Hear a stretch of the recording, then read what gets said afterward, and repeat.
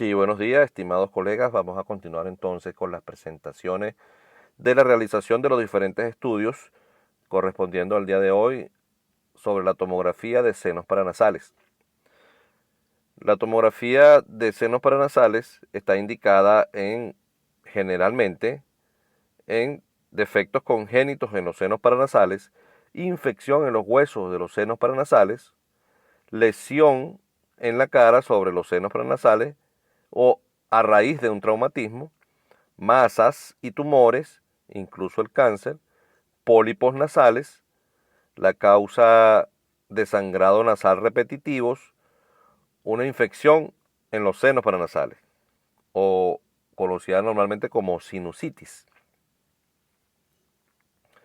La tomografía está contraindicada, debe evitarse durante el embarazo, especialmente durante el primer trimestre, por el riesgo de radiación al feto. El uso de contraste intravenoso es una contraindicación si existe alguna enfermedad renal o cardíaca o algún tipo de hipersensibilidad al mismo. Como todos sabemos, los senos paranasales son estas, ¿cómo podríamos decirlo? Que sea sencillito.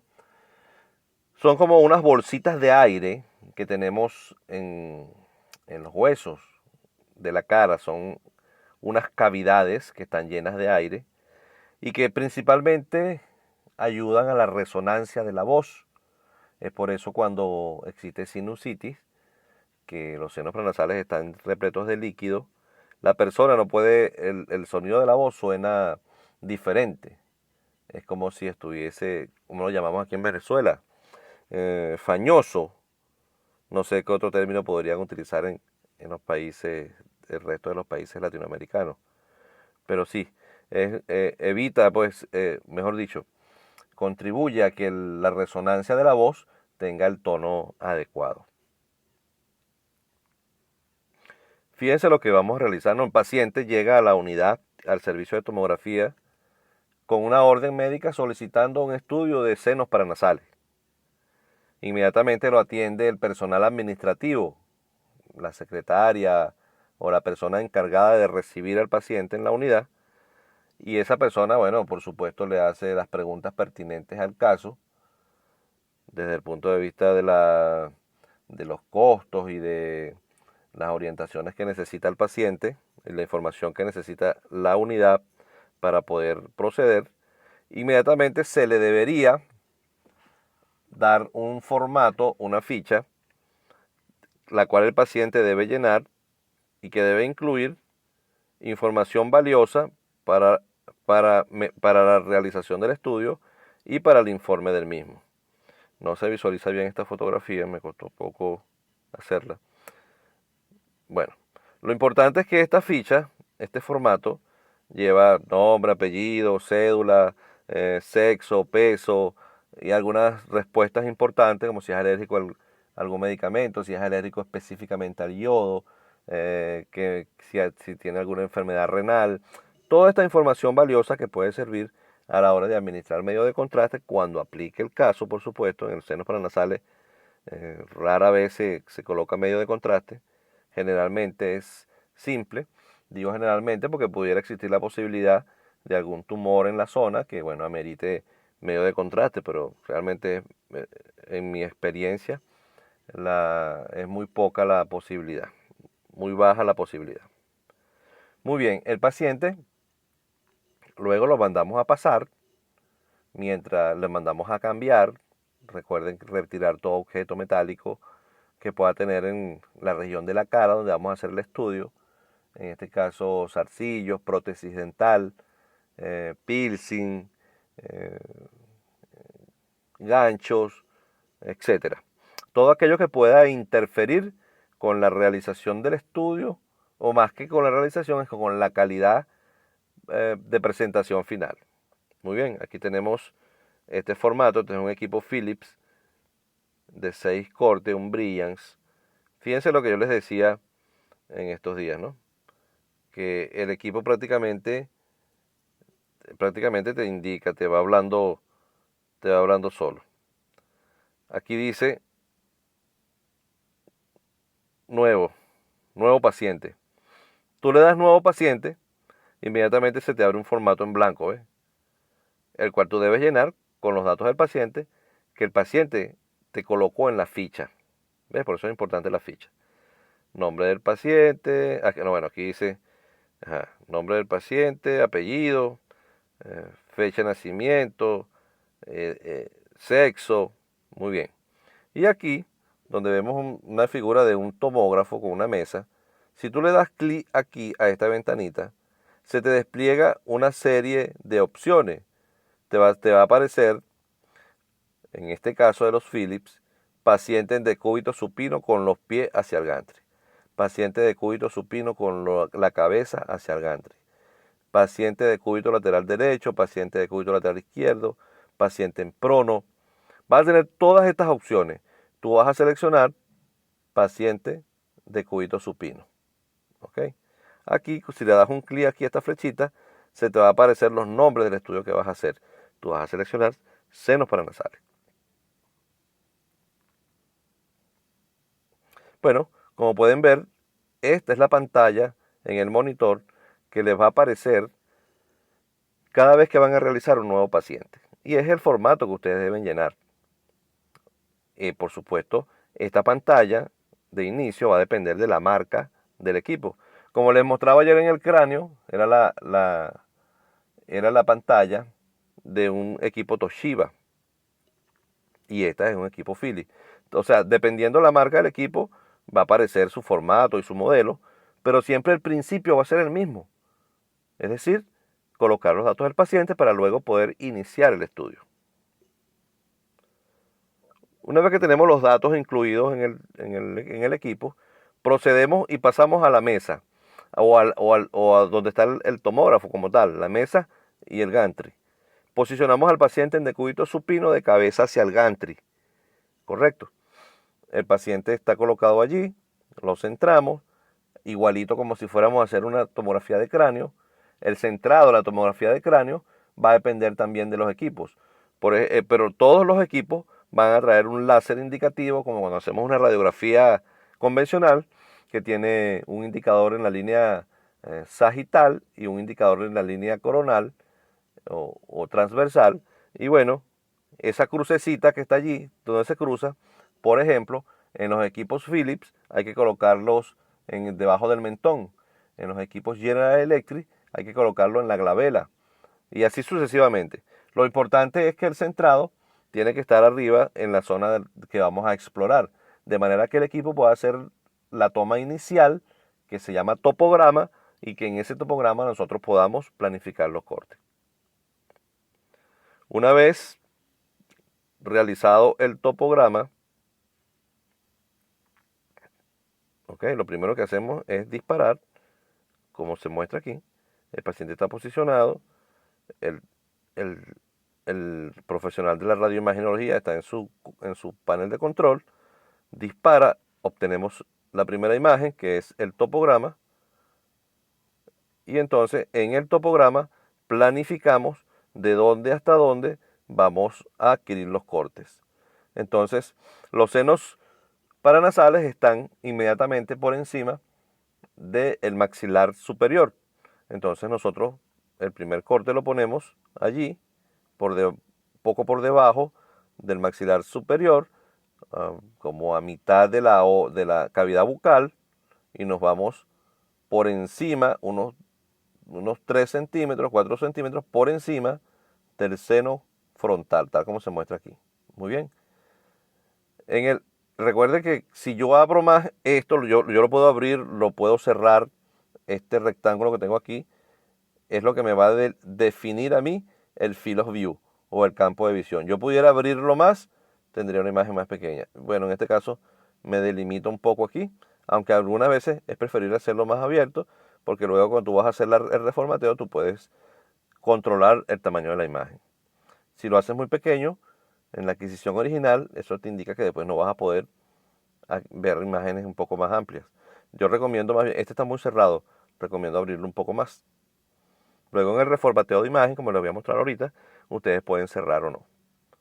Pero es claro que quiero que entiendan que este rectángulo, que es el que me permite planificar los cortes, es el que me va a decir de qué tamaño se va a visualizar la imagen. Es decir, es el que me define el campo de visión o field of view. Una vez centrado mi paciente y planificados mis cortes, hacemos el disparo de manera helicoidal. Y aquí se ve, pues, por supuesto que es una imagen que no corresponde a la cara, pero bueno, sirve de ejemplo para decir que los cortes se hacen helicoidal. Y luego yo vengo acá, obtengo todas las imágenes, ya las tengo en el disco duro, esas imágenes, entonces yo le puedo hacer un reformateo o una reconstrucción multiplanar. Yo tengo todas las imágenes, se organizan y aquí tengo una imagen sagital, reformateada, y fíjense lo que les estaba diciendo, pues.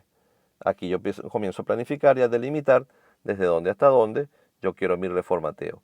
Como yo tengo toda la información de esta zona, lo planifico, coloco una imagen en sagital y le digo cuántos cortes voy a querer.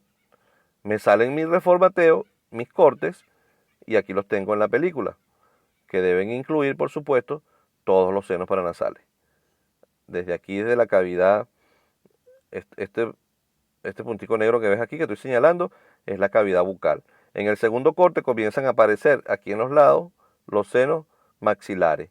Y aquí se visualizan un poco más, aquí mucho más, junto al tabique, aquí mucho más los senos maxilares, hasta que más adelante comienzan a aparecer las celdillas etmoidales, como se muestra aquí, y el seno esfenoidal, como se muestra aquí. Muy bien. Entonces, ¿qué es importante en los senos paranasales? Que podamos visualizar los mismos en dos planos. Se deben realizar dos reformateos. Reformateo es reconstrucción de las imágenes, donde tú le planteas, colocas incluso el grosor del corte y colocas el intervalo. El intervalo es la distancia entre un corte y otro. Generalmente se recomienda que para senos paranasales se utilicen cortes finos. Recuerden que cuando hablamos del grosor de corte, definimos la colimación. Está definido por el colimador. Y en senos paranasales se recomienda que debe ser de 2 milímetros máximo, porque hay muchas estructuras óseas que si haces el corte más grueso, le aplicas un grosor de corte mayor, se comienza a aparecer artefactos de imagen del rayo, endurecimiento del rayo, que dan ese artefacto de línea negra, como se los mostré ayer en el grupo de WhatsApp, cuando hay un artefacto por endurecimiento del rayo. Correcto. Entonces, como les decía, se debe visualizar el reformateo en el plano axial y en el plano coronal. En el plano coronal, fíjense ustedes acá, se debe incluir, por supuesto, desde la parte... no, me pasé, ya va, esta no es. Me está haciendo mala jugada estas láminas. Ok, aquí. Se debe incluir desde la parte posterior del seno esfenoidal, que es este que está acá, o la parte posterior de la silla turca, de la apófisis clinoides posterior, hasta el seno frontal. ¿Ok? Aquí tenemos el seno frontal, aquí tenemos el seno esfenoidal, aquí tenemos celdillas etmoidales, las fosas nasales. Se debe incluir todo esto con cortes de 2 milímetros cada 2 milímetros. Y la presentación, aquí la visualizamos.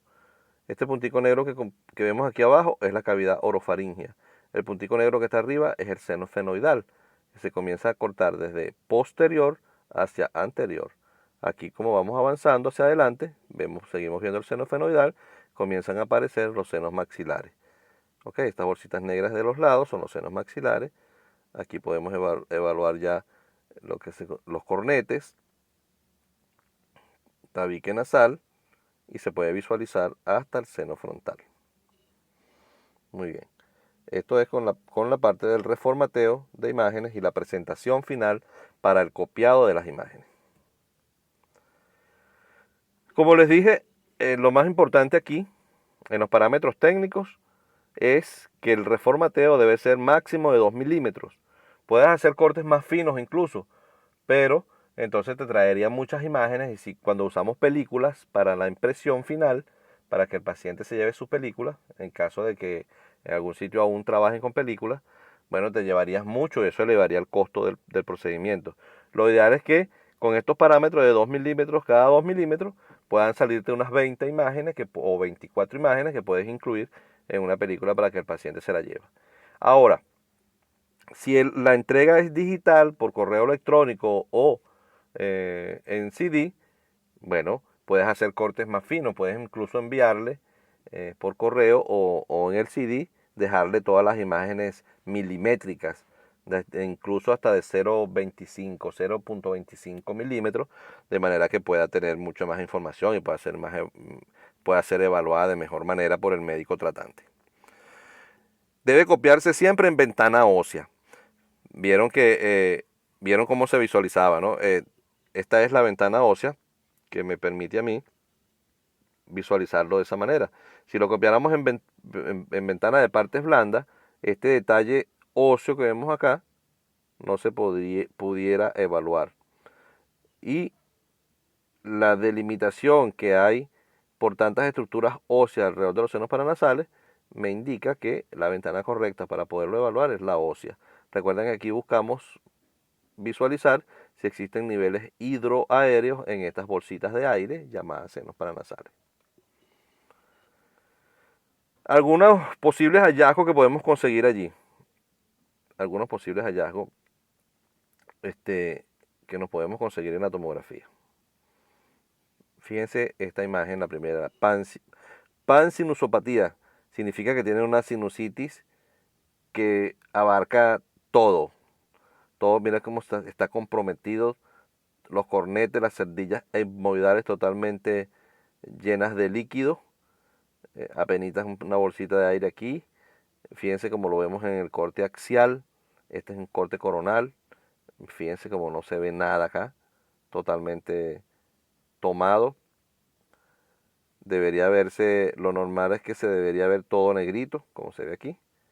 Fíjense cómo se ven aquí las cerdillas etmoidales y las fosas nasales. Este es el seno maxilar. Aquí está tomado totalmente. El derecho. Fíjense este que está aquí. Está comprometido. El izquierdo casi, el derecho casi todo en su totalidad. Y el izquierdo aquí en la base. Muy bien. Fíjense este corte axial, como demuestran las flechitas, como tiene líquido allí. Este es el seno fenoidal. Y bueno, posibles hallazgos que podemos conseguirnos en una tomografía de senos paranasales. Bueno, mis queridos amigos, seguimos avanzando. Les seguiremos compartiendo información. Espero sea valiosa. Espero que contribuya de manera sencilla a la elaboración de los diferentes estudios. De todas maneras, bueno, seguimos esperándolo por el grupo. Cualquier duda que pudieran tener, cualquier información que puedan requerir, cuenten que nosotros estamos allí para atenderlos.